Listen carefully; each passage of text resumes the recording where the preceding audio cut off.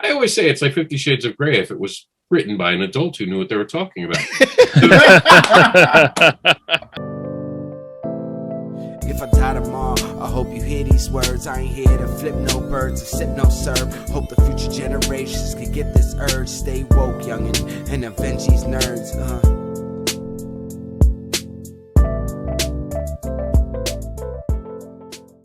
Guys, welcome back to another episode of Nerds Around. It's your host, Sebastian. Voila. And your boy Tone from across the hall. Today, we have an awesome creator with us who actually does a lot of great stuff in indie comics. For example, he has also was one of the hosts for the Indie Creator Awards for 2020, has put together a great network that you're going to learn about today. I want to give it up for the one and only Rob Andersin. Rob, what's up?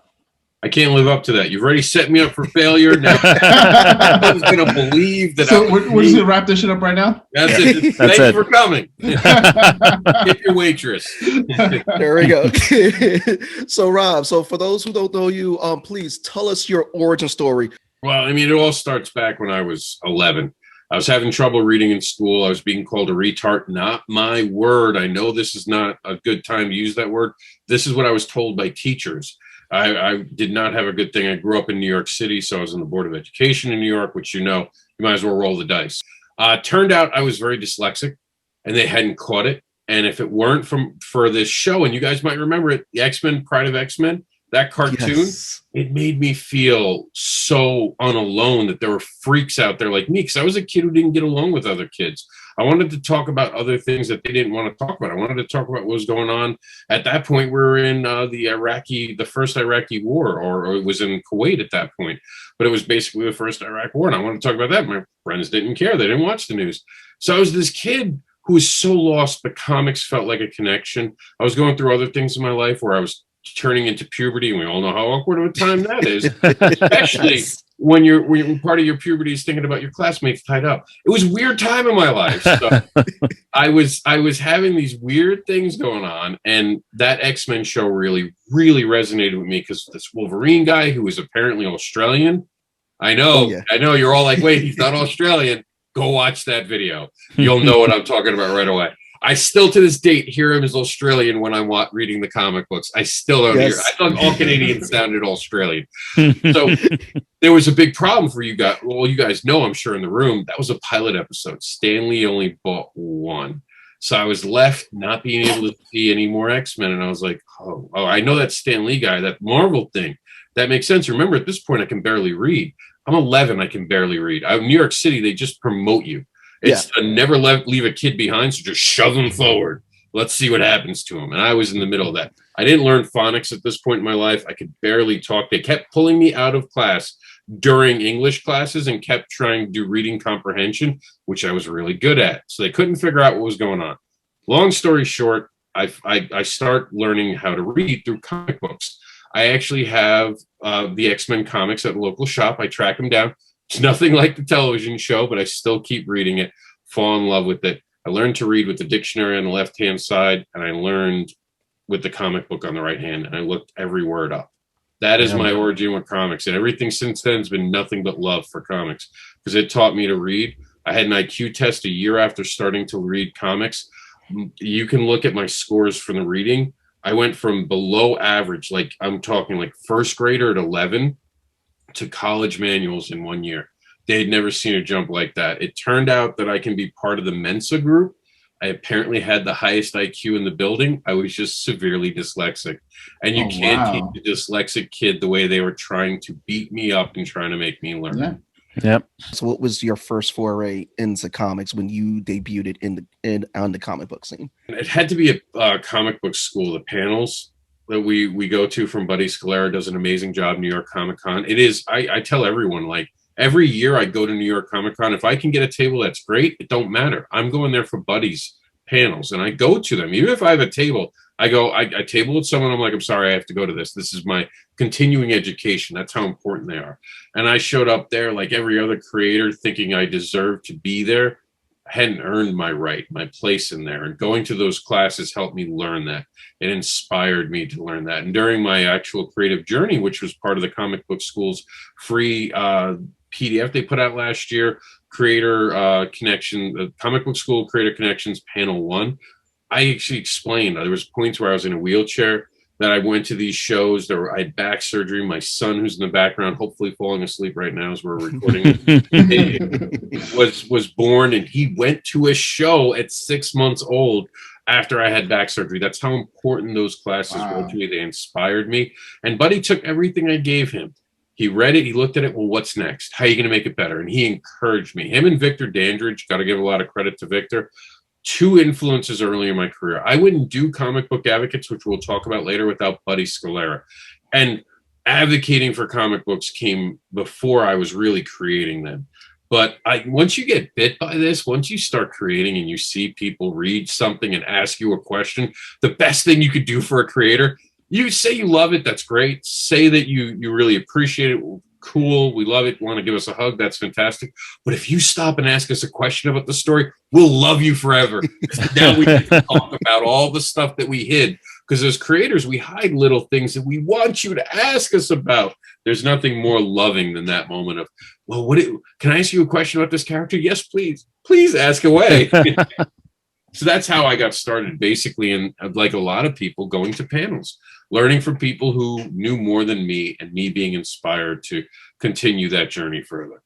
I was always going to be a comic book creator one way or another, and I'm proud to say I am now. I remember the show I was at, because we've all had the moment where you say, I want to be a comic book creator. That's how you introduce yourself. I want to be a comic book creator. And there's that moment where you hear it come out of your own mouth. I'm a comic book creator. And you're like, oh, what did I just say? I must believe it. And from that point on, you run with it, man. You go to it. And a lot of it is, and I say this all the time, don't fake it till you make it. Earn it. Earn every ounce of that. Study it. Learn the history of comics. To this date, I'm still reading books all about the history of comics. So many fascinating things. I'm doing a biography about Stan Lee right now. Did you know that he actually made a Bird's Eye commercial at one point in his career? He did a lot of stuff. I didn't know that he did that, a Bird's Eye commercial. Won an award for it, too. Really? Yeah. There was a couple I met that they used to work for Stan Lee, and they said like a lot. He did a lot. And there's a lot of stuff that people don't know what he did behind the scenes, and how much of a sweet person he was too, and how much of a joker he was. Yeah. I remember that audio clip came out of, I think, him testing out curses or something, and an artist did a video animation of it. It was pretty funny, because you're not used to just hearing him cuss. He's just like so wholesome and genuine of a guy, and seeing that just kind of was like a damn, we miss you. We miss you, and what your impact on the world of comics was, and everything. Yeah. But my question to you, so you talked about, learning comics, how to read. I think, a good amount of us have like learned how to read outside of the school system too, just things that we're interested in, because it's really sometimes just getting that piece of literature that you want to learn about. So are you have your son, have you sharing the comics with him? What's that like? That interest? It's ironic. My son is autistic. Okay. And the first comic I wrote about him, I put words in his mouth. And I remember feeling like I kind of jinxed myself almost, because I had put words in his mouth before they came out. So it was weird being a creator. Like you have these moments. Of course, that didn't happen. He was always going to be autistic. I got over that very quickly. But the one thing with that comic that I noticed is that it started making him treat books better. The minute he saw that this was a book about him, saw me creating it behind the scenes, got to see it. And he was like 3 at this point, while between 2 and 3 as we're creating this book. And he gets to see it. He loves it, falls in love. He has not ripped a book since that comic book came out on purpose. Before that, ripped every book, didn't care about it. Now sits there. We go to the comic book shop and get Transformer books.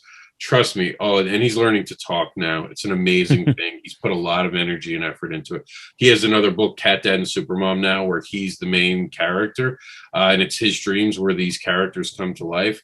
It's amazing to have him sit on my lap and watch the things come in, the art that comes in. And he'll be like, nah. And I'm like, what's wrong with it? And he'll point to like the bad guy and not like him. And it's an amazing moment to have your son sit on your lap and be part of that creative journey, especially knowing that I know as a parent, he's going to have some difficult times. We have found ways to connect in a very deep and loving way, but it's a geek way. Yeah. How awesome is that with your kid? We're watching Godzilla. There he is. See, loud as he digs it. He loves it. It's and he's gone to.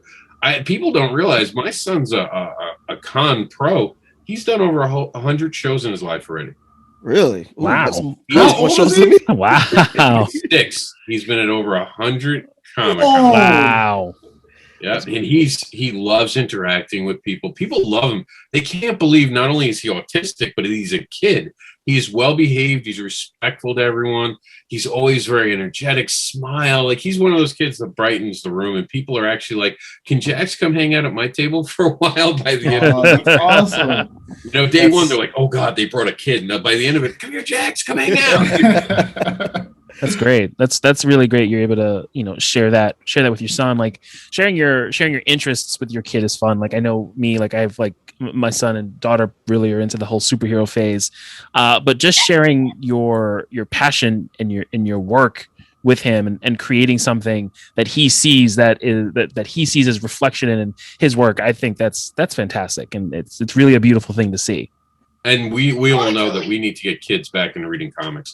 It's the biggest mistake that happened after the 90s. Was kind of the mainstream walking away from kids and not gearing towards them. Of course, now we see with IDW, Marvel giving Spider-Man to them, that is trying to be fixed. Kids are the next generation. We need them. We can't have them going to, and nothing against manga and anime stuff, but let's get them back to comics, superheroes, capes, and fun stuff.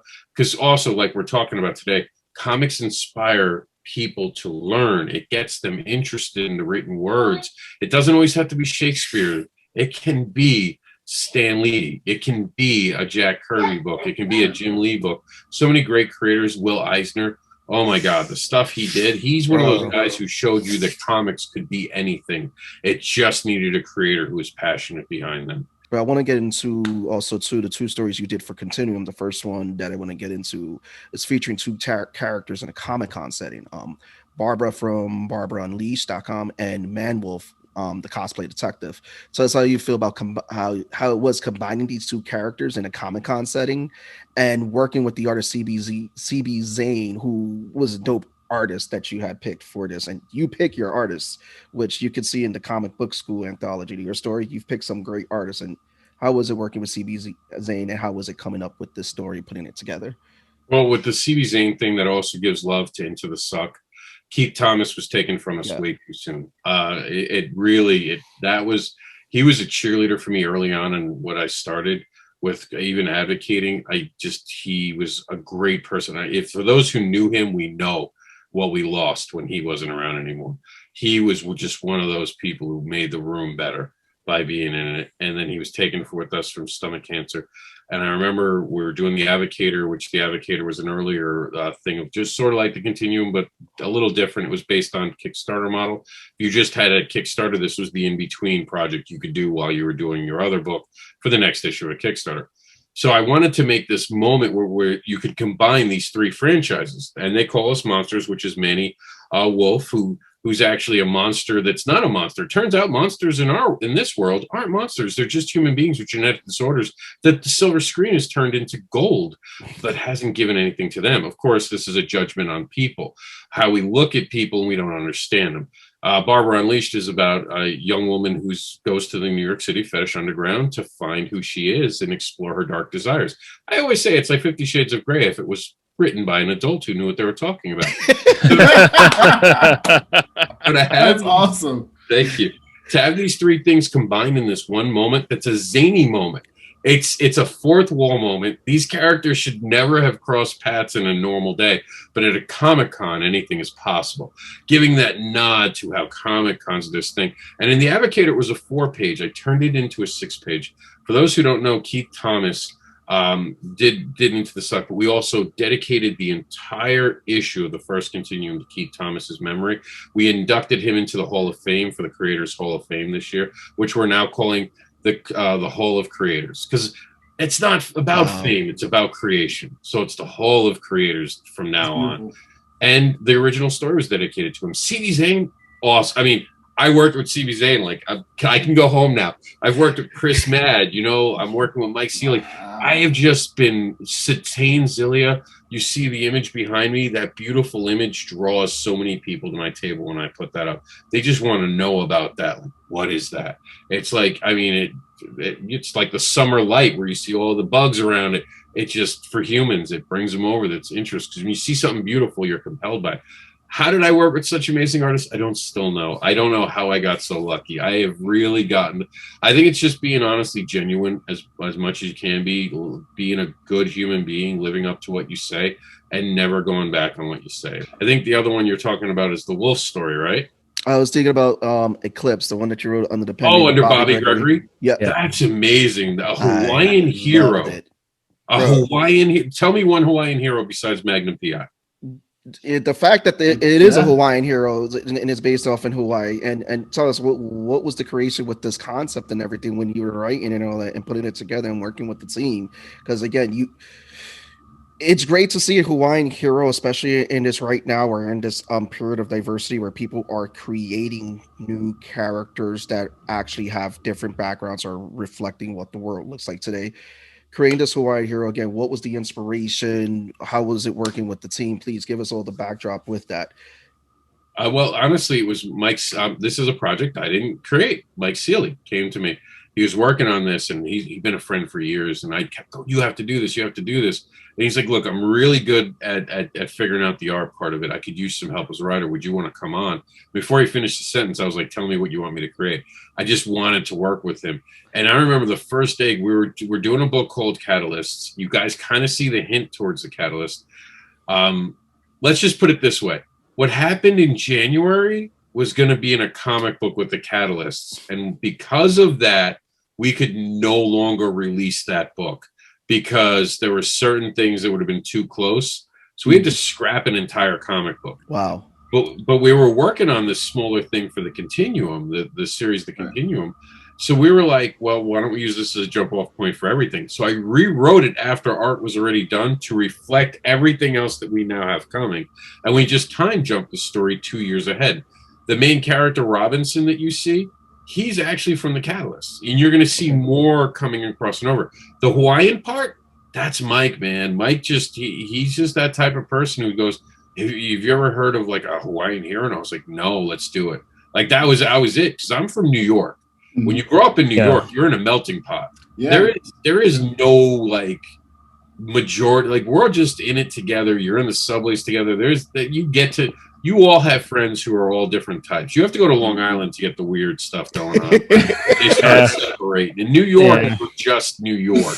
You don't get it unless you grew up in New York. Like I remember the first time I came down to the South and I saw a police pull over someone and I saw 10 cop cars for one guy. I was like, that's what they mean. I never saw that in New York, you know, because you grow up in New York, you don't see it. And then as a comic book creator, you know, you start to open your eyes to what's really going on in the world. The past 4 years have taught us that.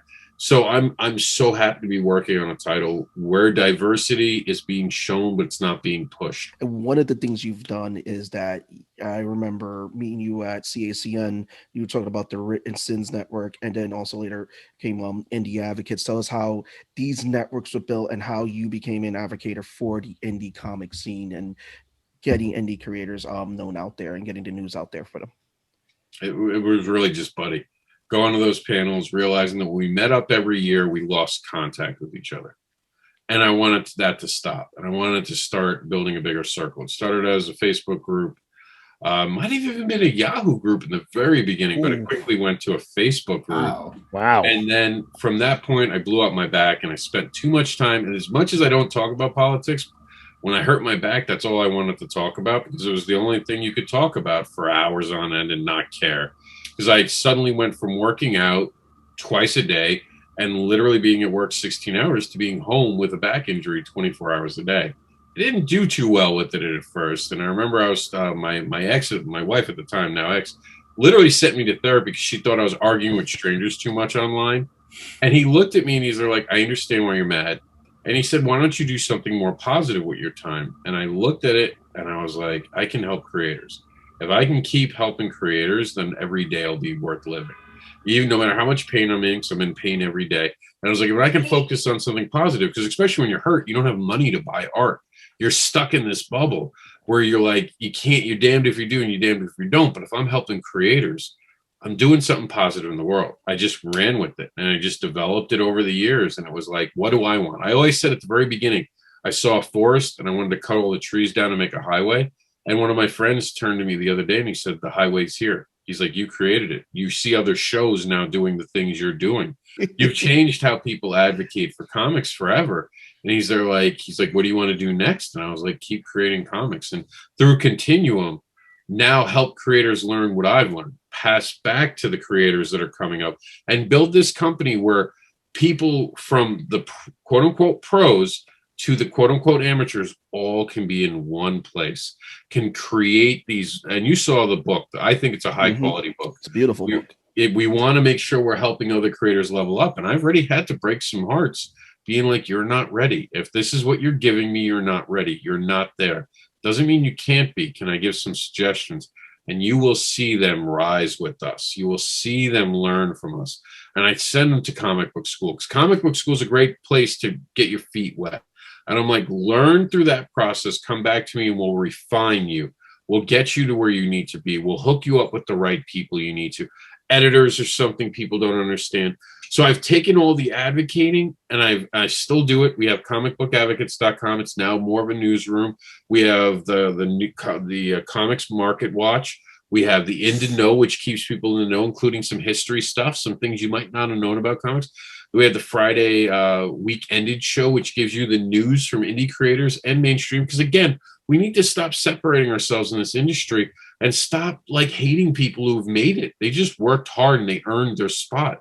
We should be applauding them because they're keeping the lights on up top. We need to all work together. And this industry did so much better last year because everyone stopped caring who worked for what, and we all got together. Let's keep doing that. Let's keep crowdfunding. Let's keep helping each other. That's what Continuum is.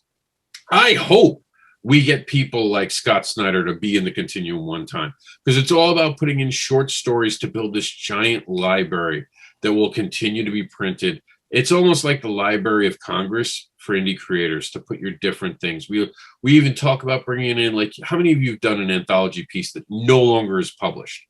It's just given up. Like the company went out of business. That's it. It's over. You don't have anything to do with it.